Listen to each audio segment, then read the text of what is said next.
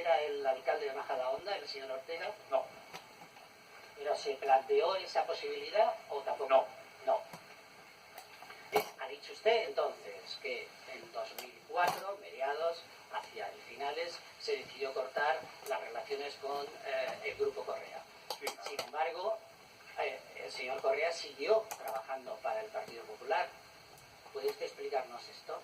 Pues lo desconozco absolutamente porque, lógicamente, cuando yo doy esa instrucción son los servicios económicos que creo que remitieron a todas las organizaciones regionales un documento, vamos, diciendo que no se contratara con este grupo, pero tampoco se lo puedo asegurar. Pero claro, yo evidentemente no voy a hacer el seguimiento.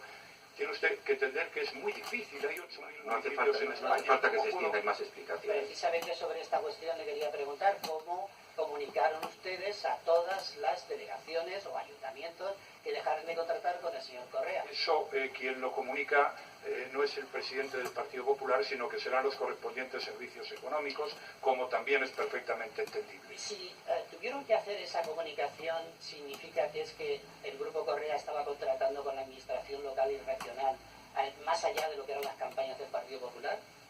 Lo desconozco. Si se hizo esa comunicación fue por las razones a las que antes he hecho referencia. ¿Tuvo usted conocimiento de que en Valencia se siguió a partir del 2004 la contratación del Grupo Correa?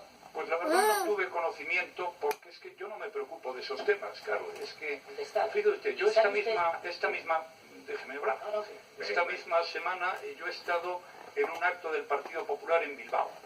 ¿Alguien en sus cabales puede pensar que yo sé quién ha organizado el acto del Partido Popular en Bilbao? Yo voy allí, pronuncio unas palabras, estoy con la gente y es que esto siempre funciona así. Me parece que es una cosa pero de puro sentido común, con absoluta franqueza. Las preguntas se las tienen que hacer porque ya estamos entrando en la financiación de Majadahonda o de Pozuelo y bueno, pues ya nos ha dado usted las explicaciones de cuál es su función como político y cuál es la de quien lleve el tema económico, pero la pregunta es pertinente y por lo tanto no es necesario que se extienda tanto, pero la pregunta, como era procedente, se ha permitido y el letrado puede continuar. La última pregunta en esta materia y paso a otra.